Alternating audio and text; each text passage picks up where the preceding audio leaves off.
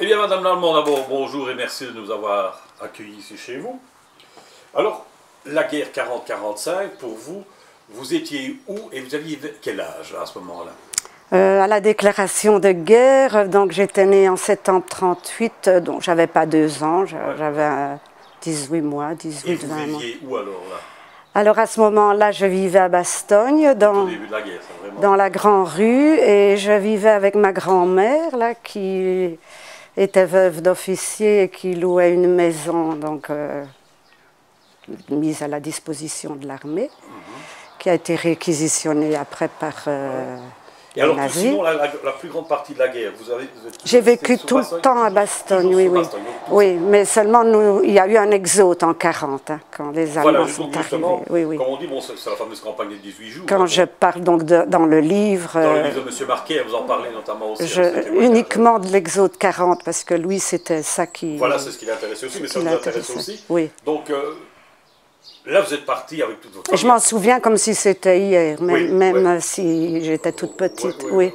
Vous êtes parti vers quel coin Alors, on est parti vers la Flandre. Il faudrait que je relise un peu, que je relise les notes, là. Oui, on est parti vers la Flandre, donc, et là, on n'a été pas toujours très bien accueillis. Puis on a atterri dans une école, je pense que c'est à Diering, il faudrait regarder un bouquin. Et là, on est resté assez longtemps. Et puis, ça bombardait sur la route, ça bombardait. C'est ça. Oui, oui. J'aurais dû relire avant. Et vous êtes resté combien de temps, là, à peu près? Là, je pense qu'on est resté quelques semaines. Oui. Il y a eu des anecdotes tout plein, hein. On ne peut pas, donc là, vous étiez avec un peu regarder le bouquin. Vos parents, grands-parents, enfin toute la famille qui était partie par là. Oui, on avait vraiment, c'était un branle-bas de combat en 40 parce que en fait, les gens se souvenaient des atrocités de 14. Déjà là. Oui, et alors ils sont partis sur les routes. Et nous, on a embarqué. Mon grand-père avait une camionnette, une Renault. Et on a embarqué des tas de choses dans la camionnette parce qu'il avait un commerce de gros, il faisait les assurances, tout ça, de chocolat, etc. Donc il y avait des caisses de chocolat qu'il a pu monnayer un petit peu avec les Allemands là-bas, dans les Flandres. Et puis on a abandonné la maison, on l'a laissé, donc la maison de mon grand-père qui était là, donc. Et alors, on l'a laissé sous la garde de la voisine qui, elle, ne voulait absolument pas partir. Et on est parti là, et dans la voiture, il y avait ma grand-mère, sa sœur, mon arrière-grand-père, mon frère, moi, et alors les enfants de sa sœur, il y avait au moins 6-7 enfants entassés là-dedans. Vous vous souvenez encore combien de temps vous êtes resté plus ou moins là-bas en Flandre? Je ne sais plus exactement, mais je pense quand même bien 3 semaines. Quand même, oui. Oui, oui, oui. Alors, on n'est pas arrivé tout de suite là-bas. Hein. Là-bas, déjà, sur la route donc, de marche, on est tombé en panne. Alors, on a dû aller... mon arrière-grand-père a roulé sur les jantes jusque Marche pour trouver un garage. On a réparé la voiture et ma grand-mère et ses 2 sœurs ont marché jusque Marche, à pied, avec toute la famille. Je pense que ça devait bien faire 15-20 kilomètres. Et bon, tout ça, je le raconte dans le livre de M. Marquet, avec plus de détails, bien sûr, parce que je n'ai pas relu. Voilà. Et puis, alors, on est arrivé sur la route, là, vers la Flandre. On voulait rejoindre la France, mais on n'y est pas arrivé. Et là, on a quand même été accueillis dans une maison. Et le propriétaire a bien voulu que nous dormions chez lui, tous, entassés, comme ça. Et puis, après ça, on a atterri dans une école, je pense, je crois que c'était Derling ou Diering, je ne sais pas. Et là, on est resté assez longtemps dans l'école et on a été ravitaillés. Et il y avait là des soldats de l'armée en déroute, quoi, dans cette école. Et là, on ne voulait pas les nourrir et c'est ma famille qui les a nourris parce que les habitants ne voulaient pas les nourrir, je ne sais pour quelle raison. C'était le problème qu'on a rencontré dans cette drôle d'époque. Oui. Donc, une fois revenu sur Bastogne, oui, on est revenu sur Bastogne parce que les Allemands disaient qu'il fallait repartir, en fait. C'est les Allemands qui étaient arrivés là-bas, ça bombardait tout ça, ils disaient que bon, ça allait être occupé et qu'il n'y avait plus de danger, qu'il ne fallait pas aller plus loin, quoi. Et qu'est-ce que vous avez-vous des souvenirs justement de votre retour? Le retour, oui, la maison était assez impeccable. Bon, elle avait été un peu pillée par les soldats allemands, mais pas trop. Surtout la nourriture, puisque mon grand-père faisait donc commerce de vin, liqueur, tabac, cigarettes, machin. Et alors, là, évidemment, il s'était servi, hein, bien entendu. Bah oui, ça, oui. Alors, on a vécu là toute la guerre parce que l'appartement de ma grand-mère dans la Grande Rue à Bastogne a tout de suite été réquisitionné par la Kommandantur. Et on est parti comme ça, ils n'ont absolument rien voulu nous donner. Et puis par la suite, nous avons pu récupérer certaines choses, parce que ma grand-mère, je me souviens très bien de ça, j'avais pas 2 ans, elle a dit « Dis à monsieur l'officier pourquoi tu pleures tous les soirs après tes poupées ?» Il a donné des ordres et toutes les affaires étaient dans le grenier. Et là, on a pu récupérer des jouets, des vêtements, tout ça, mais qui ont été après bombardés en 1945. Hein, oui, ça c'était vraiment alors, là, sur la fin. Oui. Et alors, bon, est-ce que vous avez certains souvenirs encore? Est-ce qu'on mangeait facilement? Est-ce que c'est au niveau du ravitaillement? Je n'ai aucun souvenir d'avoir manqué de quoi que ce soit, parce que ma grand-mère était une excessive débrouillarde. On avait des amis dans un village à 4-5 km de Bastogne, et on se fournissait là. Et là, j'ai quand même un souvenir terrible. Il y avait un tram vicinal de Bastogne qui faisait tous les villages. Et la Gestapo, un jour, est montée dans le tram. On a fait coucher tout le monde par terre et j'accompagnais ma grand-mère. Et ils étaient donc, parce qu'on ne pouvait pas évidemment aller se servir comme ça, c'est eux qui pouvaient servir et pas les habitants. Et alors là, ma grand-mère n'a plus voulu que je l'accompagne. Elle a eu très peur vu qu'elle avait la responsabilité. Mes parents étaient au Congo. Et ah oui, vous viviez avec vos grands-parents, vous? Avec ma grand-mère, le père de ma grand-mère, la grand-tante, on était entassés dans cette maison, quoi. Oui, étant donné que vos parents, eux, étaient en Afrique, étaient au Congo. Mes parents étaient au Congo. Donc nous n'avions pas pu les rejoindre, ils étaient partis en 1939. Et à cause du blocus aérien, nous n'avions pas pu les rejoindre pour aller... On était trop petits, quoi. Donc la nourriture, etc., bon, ça, pour vous, ça semble... Pour nous, mais c'était pas la même chose pour tous les habitants de Bastogne. Hein. Il y a des gens à Bastogne qui n'avaient pas de chocolat comme nous. Mais nous, comme ils faisaient le commerce, on avait quand même des choses. Cet avantage-là, oui. Un peu de troc, quoi, finalement. C'était du troc. Oui. Alors, la vie, bon... la vie était différente, c'était la fête, est-ce qu'on faisait encore la fête? C'était la débrouillardise. Hein.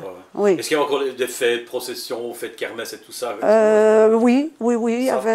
Ça continuait plus ou moins à tourner. Il y avait, oui, je vous dis, l'occupation à Bastogne, bien sûr, il y avait la résistance, il y avait un noyau de résistants, et ceux-là, on les traquait.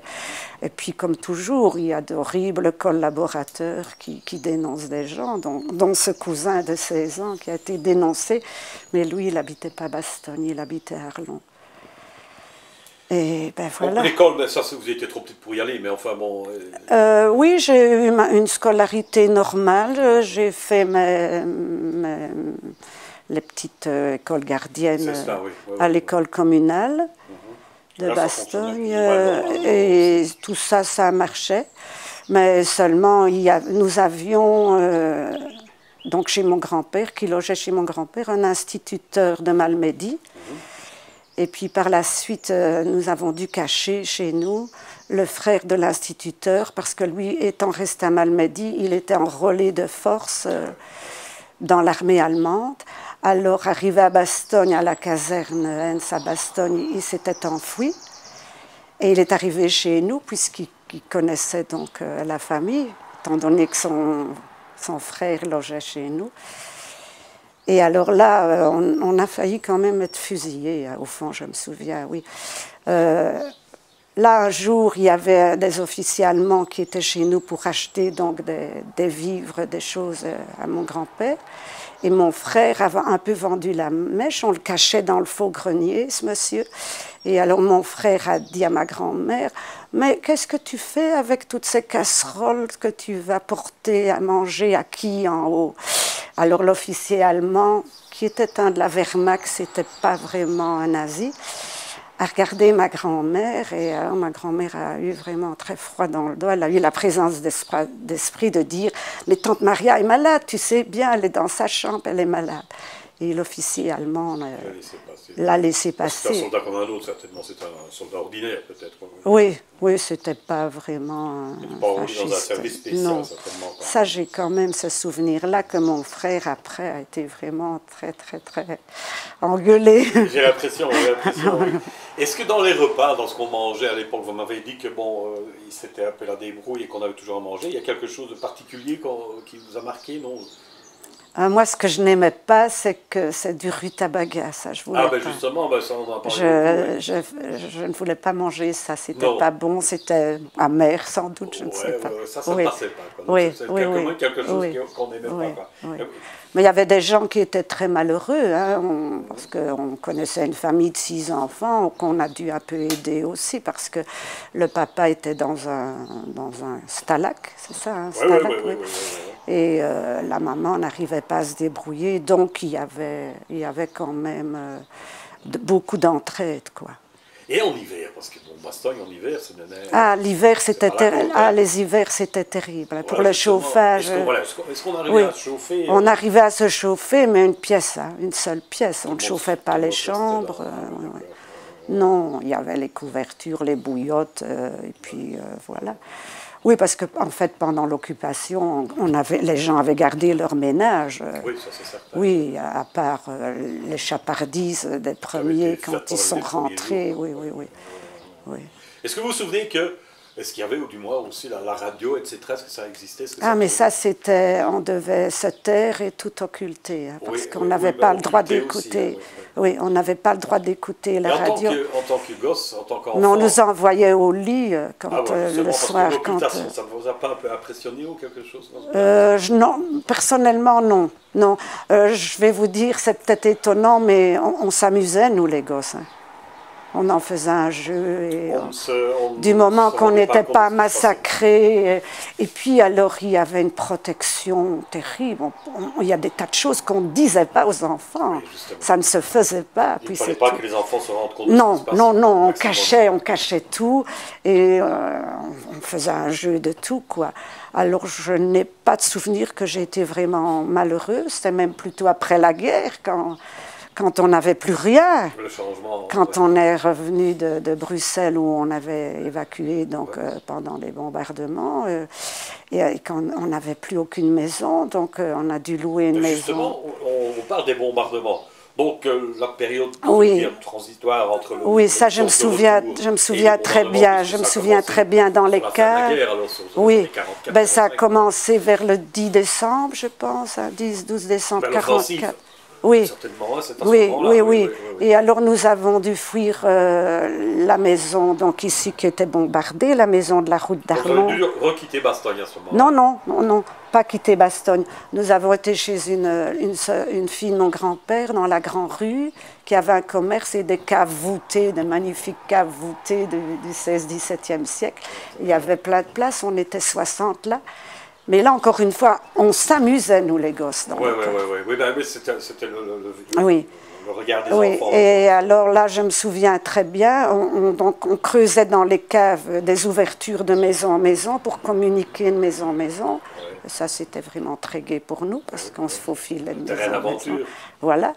Et alors un jour, donc, ce monsieur Maïres, qui était chez nous donc, en pension, cet instituteur des pays rédimés, eh bien, il vient crier « Fuyez, fuyez !» C'était le soir. « Fuyez, fuyez, on bombarde tout, on lance des bombes incendiaires sur toute la partie donc, de la grande rue, la grande rue et le pensionnat. » mais ils n'ont pas lancé sur le pensionnat, ils ont vraiment lancé toutes les bombes incendiaires parce qu'il y avait la commande d'Atour. Oui, du côté de la rue Sablon, quelque chose. Oui, c'est ça, oui. Et alors nous avons fui, et là j'ai ce souvenir très précis de cette dame qui était une voisine et qui nous donnait toujours du sucre candi pour qu'on se calme, et qui est tombée morte dans les escaliers. Et alors moi, je n'ai pas réalisé, j'ai dit « Oh, c'est dommage, elle ne nous donnera plus de sucre candi » pour vous dire l'innocence des enfants dans des moments atroces, quoi. Alors nous avons traversé la grande rue, et en face il y avait l'hôtel de ville avec d'immenses caves. Et là, on est allé se réfugier. J'étais pendue au bras de ma grand-mère et il y avait un monsieur qui disait « Nous sommes déjà 60, vous ne pouvez pas rentrer ». Et je me souviens très bien que ma grand-mère, furieuse, m'a empoignée. Elle a vraiment jeté « On rentre, on doit s'entraider ». Et on est rentré, mais on était déjà certainement une cinquantaine. Et là, ça a pété dur. Donc là, c'est un moment, alors, là, c'est vraiment vivre la guerre. Là, ça a été les bombardements. Je ne sais plus combien de jours nous sommes restés là, mais on était sur des tas de charbon, des matelas qui étaient jetés sur les réserves de charbon de l'hôtel de ville. Et mon frère voulait toujours sortir parce que comme les Américains avançaient, les Américains c'était les sauveurs, les dieux, et alors mon frère voulait toujours s'en aller parce qu'il était un petit peu arsouille. Mon frère avait une dizaine d'années, je crois, à l'époque. Et alors là, c'était pas facile de tenir tout le monde. Alors là, on a eu faim, là, évidemment. Oui, parce que là, vous restiez tout le temps. Ah oui, et puis l'hygiène épouvantable. Les poux, je me souviens de la poux DDT que les Américains, quand ils ont pu rentrer dans Bastogne, nous ont apporté. Pour les poux. Donc le temps de cette fameuse offensive, donc vous êtes resté dans les... Oui, mais alors on a pu partir, et là je ne me souviens plus très bien comment nous avons pu nous enfuir, si les Allemands avaient déjà reculé ou quoi, je suppose quand même. Avec ça, je me souviens bien, un camion de militaires français, ça je me souviens bien. Et là, nous sommes arrivés à Bruxelles, où alors là, ça a été horrible aussi, parce qu'on est arrivé à Bruxelles, on n'était pas tellement bien accueillis. On est arrivé à la chasse, et parce que ma grand-mère avait de la famille là-bas. Vous êtes parti, que je vous interromps, vous êtes parti sur Bruxelles à cause des bombardements qui se passaient sur Bastogne. Oui, mais alors on a fait un arrêt à Oisy, on a logé chez l'habitant à Oisy, un petit village près de Karlsbourg. Nous avons logé là quelques jours, et de là, des militaires nous ont amenés à Bruxelles, où on a été accueillis dans la famille. Mais avant d'être accueillis dans la famille, nous avons vu notre arrière-grand-père. Donc, il n'y avait plus que mon frère et moi. Et mon arrière-grand-père devait aller à la toilette. Il rentre dans un café. On ne lui dit pas que c'était une cave. Il tombe et il se tue devant mon frère et moi. Et je vous assure que maintenant, plus de 70 ans après les faits, j'oublierai jamais. Hein. Oui. Parce que ce pauvre vieil homme de 80 ans qui avait vécu les bombardements et tout, il va se faire tuer dans un café parce que la propriétaire ne lui a pas dit que c'était des escaliers et qu'il a pensé, il faisait tout noir, il a pensé que c'était un corridor. Voilà, vous voyez. Et vous êtes resté combien de temps là? Vous avez une idée là, à Bruxelles? Ah oui, on est resté quand même quelques mois. Et il y a eu des péripéties parce qu'il y avait les V1 et les V2. Sur Bruxelles aussi. Oui, et nous avions été accueillis chez une sœur de ma grand-mère, mais bon, on était nombreux. Hein, Suivant les conditions aussi qui n'étaient pas toujours... Et alors, moi je me souviens très bien, je dormais devant la fenêtre dans un petit lit cage. Et comme mon frère n'était pas très facile, ma grand-mère avait décidé avec son papa de le mettre dans l'école du Berkendal. À Uccle, c'était à Uccle, près de l'avenue, j'ai un trou. Enfin bon, l'avenue, je ne sais plus. Et alors là, il s'est passé quelque chose de tragique. Le jour où mon frère devait aller en internat, bon, il a fait de ses pieds et de ses mains pour encore rester une nuit. Et cette nuit-là, le Berkendal a été bombardé par les V1, les V2. Et il y a eu plein d'enfants morts et tout ça. Alors évidemment, vous pensez qu'après ça, il n'a plus été question de le mettre en pension. Et là, je me souviens bien, mon petit lit était devant les fenêtres, et toutes les vitres ont volé en éclats. Et toutes les vitres fragments de vitre. En morceaux, quoi. Ouais. En morceaux. Et moi, j'étais au milieu, indemne, sans une égratignure. C'est extraordinaire, ça aussi. Et ça, c'est une vision aussi que j'ai toute ma vie. Je me vois encore hurlant dans le petit lit, un petit lit. C'est saisissant, hein. Oui, ça, oui. Et puis on est resté là, bon, quelques mois, tant bien que mal. Et puis nous sommes revenus donc à Bastogne, puisque tout était calme. On n'avait plus de maison, ni de ma grand-mère, ni de ma grand-tante. Toutes les maisons de la famille étaient démolies. On a pu louer une maison sur la route de Wills. Et on est resté là 2 ans. Puis les propriétaires ont voulu récupérer la maison. Et les Américains avaient construit des petits baraquements sommaires, hein, mais enfin. Et alors nous avons vécu là 2 ans en attendant que cette maison-là soit reconstruite. Voilà, tout ça, c'est des souvenirs Donc précis. de Bruxelles, vous êtes revenu sur Bastogne ou bien vous êtes... On est revenu de Bruxelles, on est revenu puisqu'on avait une maison à louer et qui était quand même meublée et tout. C'était pas encore la Libération, là, c'était... Ah si, c'était... Oui, la Libération, vous l'avez vécue alors à Bruxelles. C'était la Libération, je l'ai vécu à Bastogne. À Bastogne quand même, oui. C'était avant la Libération que nous sommes revenus. Ah oui, d'accord. Oui. Oui, puisque il n'y avait plus de danger, puisque les Américains étaient à Bastogne. Ils étaient là-bas, C'était les sauveurs. Je me souviens de la Libération quand ils déambulaient dans la grande rue.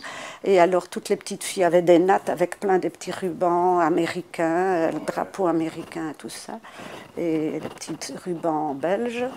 Et je me souviens que les soldats américains voulaient embrasser les enfants et qu'il y avait un colosse noir. Et j'avais jamais vu de noir de ma vie, moi qui devais aller au Congo. Ah oui. Et j'ai hurlé. Alors ma grand-mère était furieuse parce que c'était nos libérateurs et que j'avais eu cette réaction. Voilà. Donc là, la Libération, donc, pour vous, c'était dès votre retour de Bruxelles.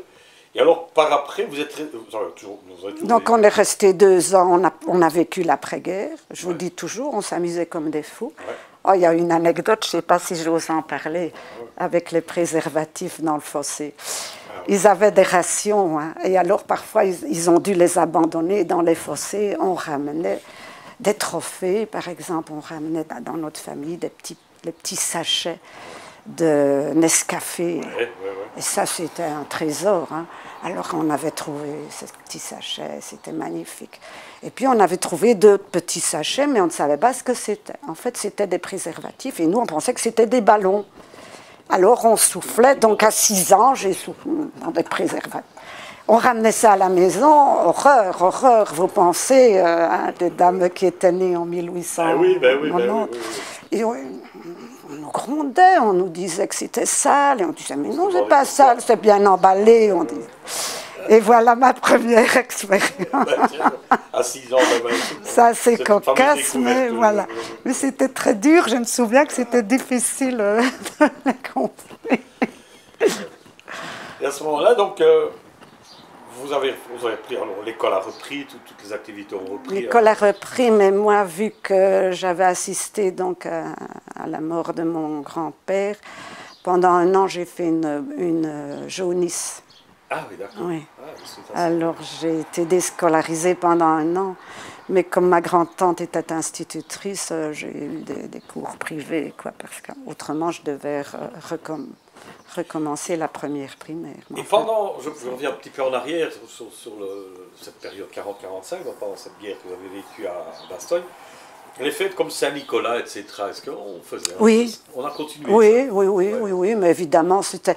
Mais déjà, en dehors du fait qu'il n'y avait pas la guerre, le Saint-Nicolas n'était pas le Saint-Nicolas d'aujourd'hui. Hein. On avait 3 oranges, on était ravis d'avoir 3 oranges. On maintenait quand même ce genre de... Oui, les fêtes et les anniversaires, tout ça. Oui, de famille du oui. Et les fêtes kermesse, par exemple, ou processions et ce genre Oui, les processions, ça continuait. Oui, pour ça, ils ont été assez tolérants, bien qu'ils ont commis plein d'horreurs, mais bon, il y a quand même eu une certaine tolérance, du moins dans les petites villes, Bastogne, Château. Mais l'intolérance, c'était ceux qui faisaient partie de la résistance, quoi. Donc il y a eu des collabos comme partout. Comme à Arlon, il y a tout de même eu quelques centaines de Juifs qui ont été déportés aussi. À Bastogne, il n'y avait pas de Juifs, non. Alors, la guerre se termine, la libération, on vient d'en parler. Bon, les activités reprennent, la vie reprend plus ou moins, hein, je vais dire aussi. Oui.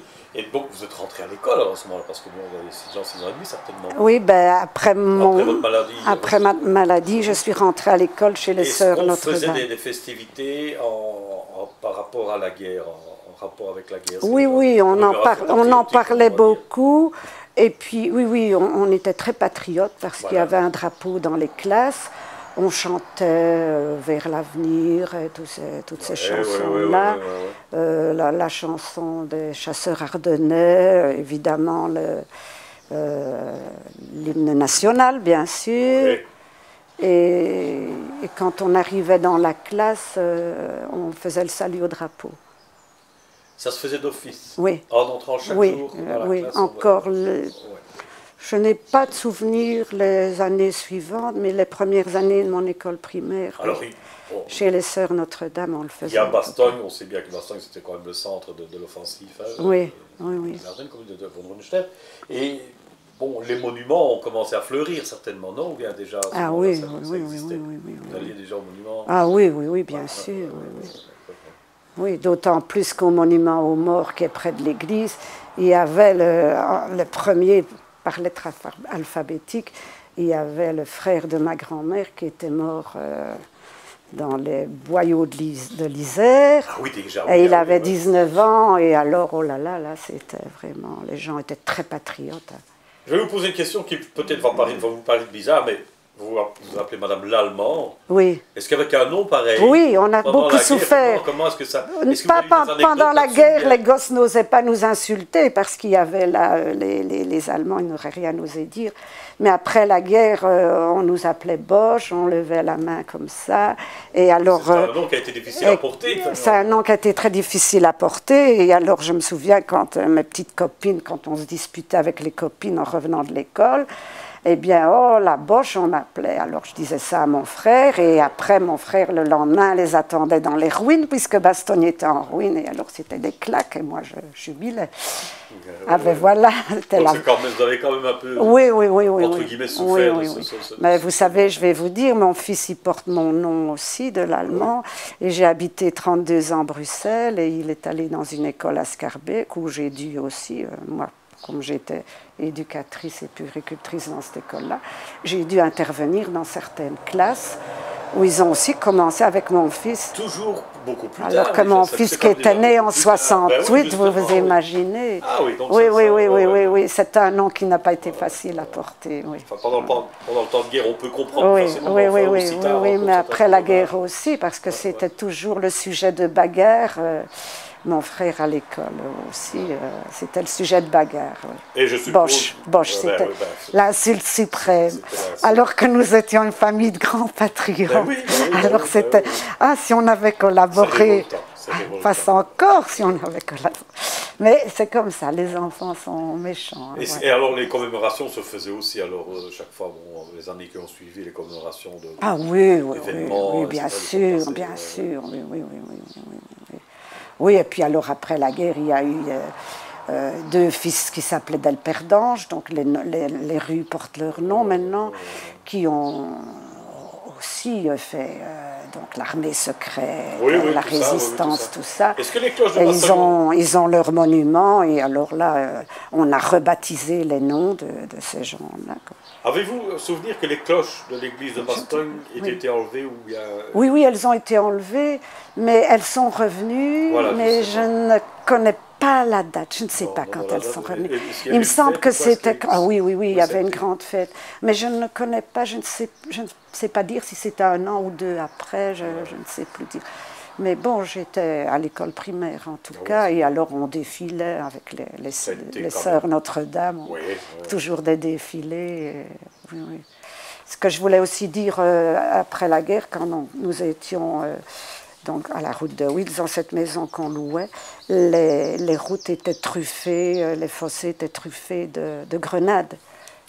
Et un jour, mon frère est revenu avec une grenade non découbillée dans sa main. Et ça, j'ai aussi cette image-là de « ne bouge pas ». Il était là, et alors toute la famille, là, et les voisins, tout de suite, on a eu les Américains qui sont venus, qui lui ont repris la grenade. Non, et alors, il y a eu aussi des jumeaux qui sont morts en face de chez nous. qui ont sauté sur une grenade. Et ça, mon frère les a vus. Oui, il y a eu après la guerre, ça continuait. Hein. Puis il y avait tous ces câbles qui étaient enterrés, qui ressortaient de terre. Ma grand-mère, en marchant, a buté dans un câble, elle s'est ouvert tout le front. Donc il y a eu des drames après-guerre aussi. Hein.